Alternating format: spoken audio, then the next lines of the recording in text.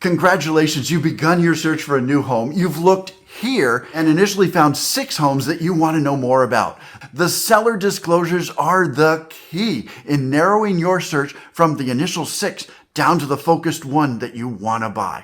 It's important that you stay with me till the end of the video and do exactly like I say, because I'm going to show you how to save time and money. Let's get started. The 3 main points I want to go over right now is how to get the disclosures, and if you do it wrong, how it's going to cost you $10,000. Why you should skip over most of the disclosures for each property for now. And finally, what disclosures to look at in depth for each property and how to do it quickly. My name is James Smith. I'm the broker owner of California Magic Real Estate. I got my agent's license back in 1994 and I worked for a broker for another company until I qualified for my own broker's license in 2004. And I'm able to look at a disclosure package like this and get all the information I need in just a couple minutes for each property. I'm going to show you how to do the same. Hi, I'm Matt, and we just moved into our new home in San Francisco. We found James on the internet and he sent us all the disclosure packages for all the properties we were initially interested in and wrote the offer for the one we wanted. After the offer was accepted, we took care of almost everything by email, phone, or text. In fact, I only met James once in person before today. And a little over a month later, we were getting our rebate check. The first thing you need to understand is what you see here is not complete with the seller disclosure link intentionally missing. If you're looking to get that disclosure link on your own, it's not going to happen. You will not have access to that link unless you contact an agent or broker to get it for you. Now, most potential buyers unintentionally give up their right for a buyer rebate by contacting the seller's agent for that link. But if you contact me at brokerjames@camagic.com, I'll deliver all the disclosure links for all the properties you need right to your inbox. And if I end up representing you, I'll give you a buyer rebate of over 50% of my commission. That's at least $10,000 if you end up purchasing a home of $800,000 or more. And if I did just blow your mind, please like and subscribe and you'll easily be able to find the video where I talk about that on my Broker James YouTube channel. Capiche? Comprende? Got it?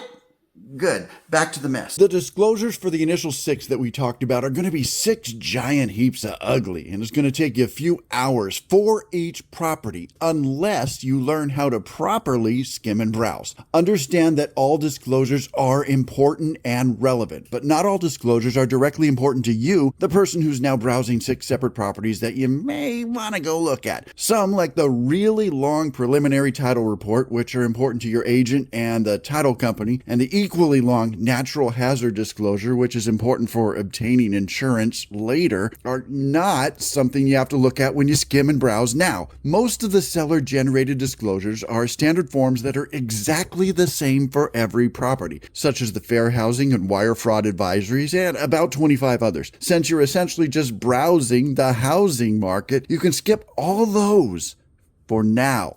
What you want to look at are those roof, pest, and home inspections and parts of 2 of those seller-generated disclosures. A roof in a home is generally good for 30 to 40 years, so if the home is under 20 years old, you can probably even skip the roof inspection. And on the pest inspection, all you have to do is scroll down to the work authorization page, which is normally one of the last pages of the report, and find the cost for the Section 1 items. As a rule of thumb, if the Section 1 total is under $1,000 multiplied by the number of years of the age of the home, you can be pretty sure the home is structurally sound.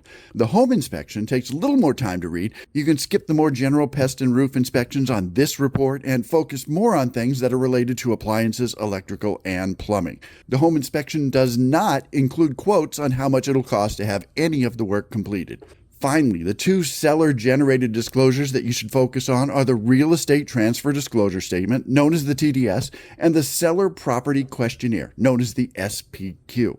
On those 2 disclosures, there are long sections of yes, no checkboxes for situations that are pretty unlikely to have happened. One example being, has there been a death on the property within the last 3 years? All you have to do is look for the boxes checked yes, and then read the explanation nearby. So there you have it. You've just looked at one set of disclosures in just a couple minutes. You can now be on to your second of the initial 6 and try and get down to the focused one that you really want to put an offer on. So let me ask you this.